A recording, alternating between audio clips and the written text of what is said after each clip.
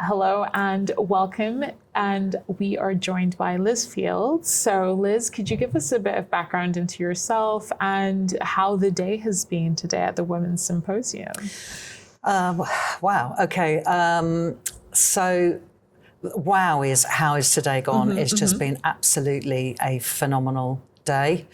And we've got to do it again tomorrow. Yeah. Very, very excited by how it's all worked out. It's a well-oiled machine behind the scenes. We're all very swan-like, but it's just been a phenomenal day. So yeah, I'm delighted with how it's gone. And this, whilst it's the third event that we've done, this for me, I think just epitomises the quality of things that we're doing at PIMFA. And I've been at PIMFA for 11 years now. Before that, I have worked for in the wealth management sector, so I worked for Gerard. I've led membership bodies, worked in financial services for over 30 years now. And it's changed a lot in those 30 years. And the fact that we're now in our third year doing a PIMFA Women's Symposium is just an example of how things have changed. Okay. And we are talking about those changes. We are seeing a massive shift in how the next generation wants to receive advice of any kind. Yep. So what is the one thing PIMFA members need to know and should get out of today to ensure they aren't left behind by the great wealth transfer? So I think if I were to say one, well, I think there's more than one thing to be honest with you, but fundamentally it's taking a step back and just having a look at the landscape, because the landscape has changed dramatically. If we look at what younger people want, what their needs are, how their lifestyle has changed. We have conversations about what is retirement anyway. Yeah. I was talking to somebody earlier about how younger people are kind of like shifting kind of the mid-end and kind of going into activities that you'd normally have in retirement. Right. So like golfing? So like gardening actually was an example.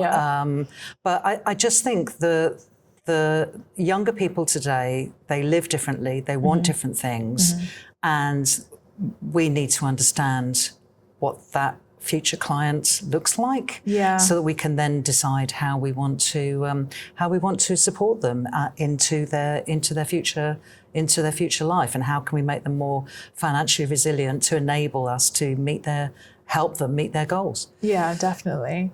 And talking about that landscape and moving towards more the regulatory landscape, what is the biggest hurdle PIMFA is tackling to help firms operate more efficiently while protecting consumers? So I would point to the ongoing services review. So it's still live at the minute, although we've been working on it for the last 2 years. And this review obviously looked at the standard and quality of the annual review, but also what is ongoing service anyway. So it was a fundamental look at all of that. And where we've emerged is with a framework that will really help firms to consider how they might be able to offer advice to help close the advice gap, but also give them more flexibility for their higher net worth clients. So you've got more flexibility in the system. You've got better outcomes for consumers and clients. And it is also a bit of a fundamental shift in the thinking of actually what is ongoing service anyway. So really, really delighted with that. As I say, it's a big piece of work that we've been doing with the regulator and with firms over the last couple of years, and we're just emerging from that now. So it's a huge opportunity for firms, I think. Definitely. And from your perspective, at the helm of the industry, what does the ideal advisory firm of the future look like? So you see, I don't think there's one ideal. Because it's horses for courses, right? Exactly. I mean,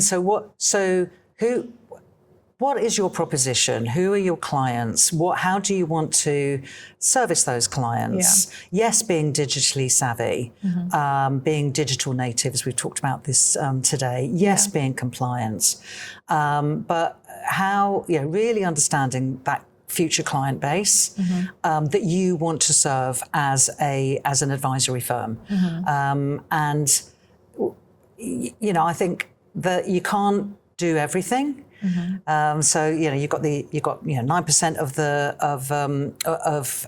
the UK population actually receiving advice at the moment. Yeah. Yes, you've got an advice gap. You might decide as a firm actually you're not going to actually look at that space. You're going to let others do that. Yeah. You're going to concentrate on who you know, look at intergenerational wealth transfer for your existing clients, as well as perhaps focus on a different type of client. It really does depend on what your proposition is, what you want your market to look like, and then focusing down on that. I think a scattergun approach is not necessarily going to be a good approach for everybody. It's definitely horses for courses. And as someone, you said that you've been in financial services for 30 years, which you don't look like you've been in financial services for 30 years, but what has been the biggest, most positive change that you've seen in that period of time that you've been within the industry? Well, I think the big, and I've worked with advice firms, with financial advice firms for the whole of that period as well. So, so I've kind of seen the journey that the advice sector has been on in that time.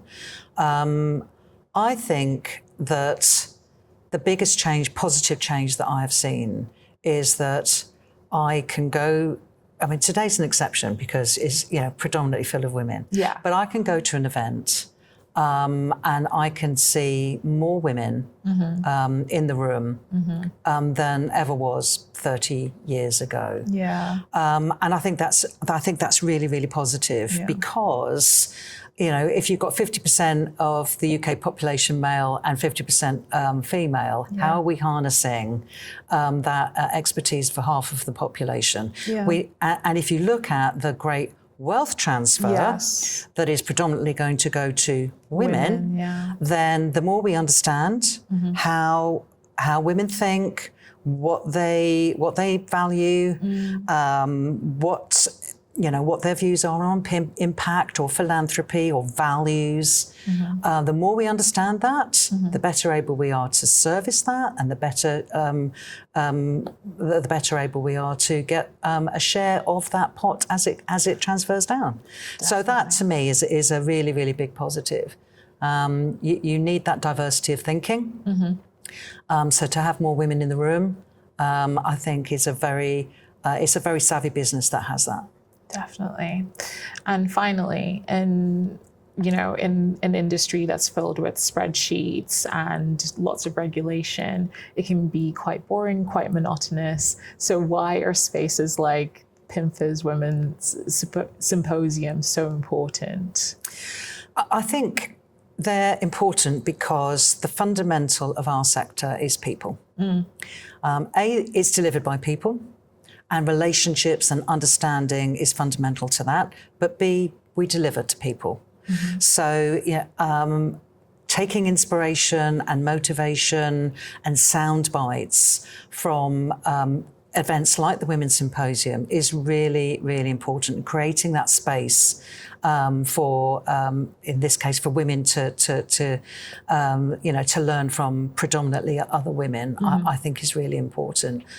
Somebody was talking to me about their hyper squad. So you learn, you get to meet people and you take sound bites from them, but equally others are taking sound bites from you. So the more that network of learning and sharing grows, the better for everybody. And that's definitely the essence from the PIMFA's Women's Symposium. Yeah. So it's all about people, it's all about relationships, I don't see many events like the Women's Symposium in our sector full of spreadsheets and models and what have you. So I think they're really important, but then I would say that, wouldn't I? Yeah. Well, I'll second that for you as well. Thank you. Yeah. But thank you so much for speaking with me today, Liz. No, thank you. Good to meet you.